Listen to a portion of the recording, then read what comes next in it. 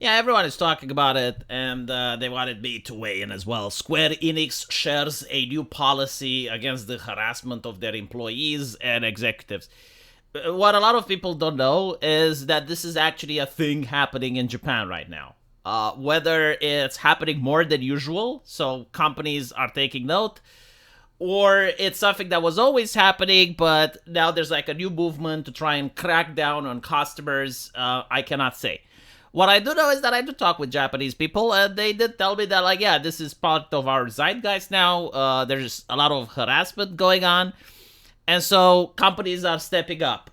This isn't something weird for Japan.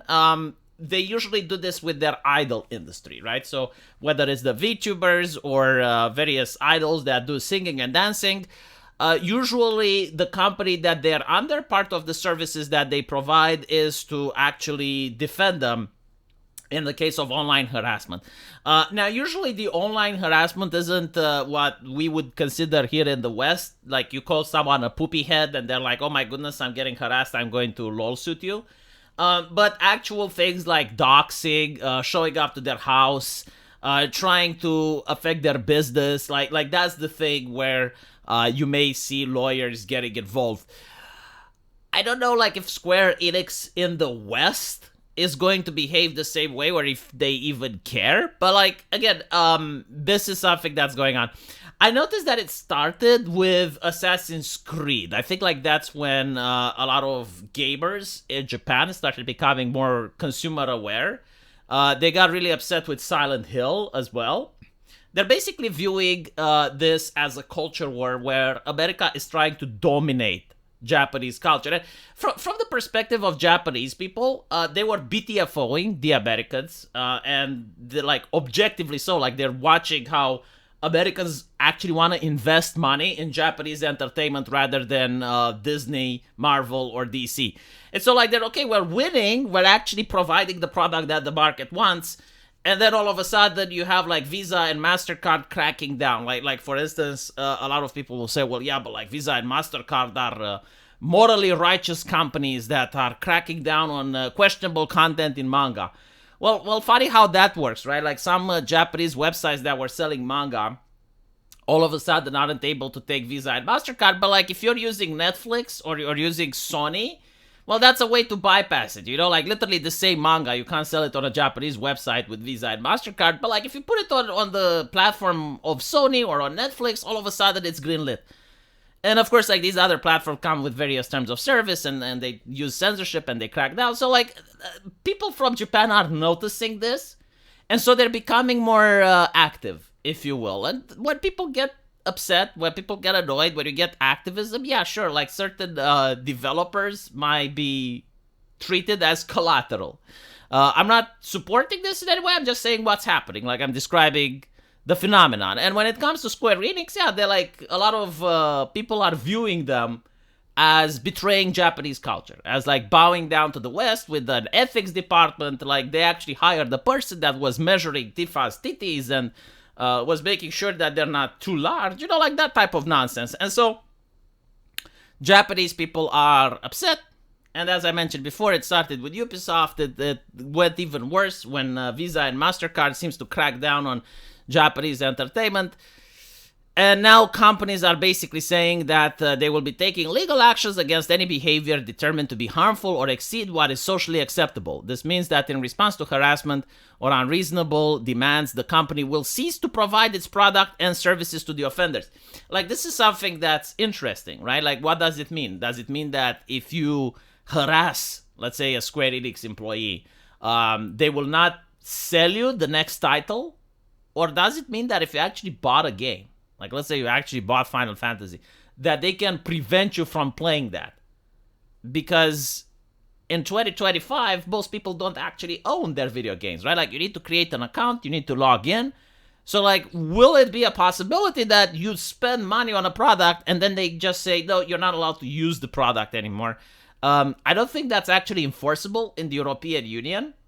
Sure, like, maybe in the United States it is, but, like, in the EU, they would have difficulty pushing this through if people actually fight against it. Like, a lot of times, you know, like, people just take it, But if you're going to try to do something like this in the European Union, I don't know how successful it is. So, harassment, what is it? Acts of violence or violent behavior. See, like, I really hate this shit. It's like, who does acts of violent or violent behavior on the internet? Like, if this actually happens, then the last thing that the person will have to worry about is getting their games banned. Like, acts of violence means you go to jail. So, like, there's already laws against it. Abusive language. Well, like, you're a poopy head? Coercion. Duress, excessive pursuit or reprimand. If you don't unfuck Tifa, I won't buy your game. Is this coercion or duress? Defamation, slander.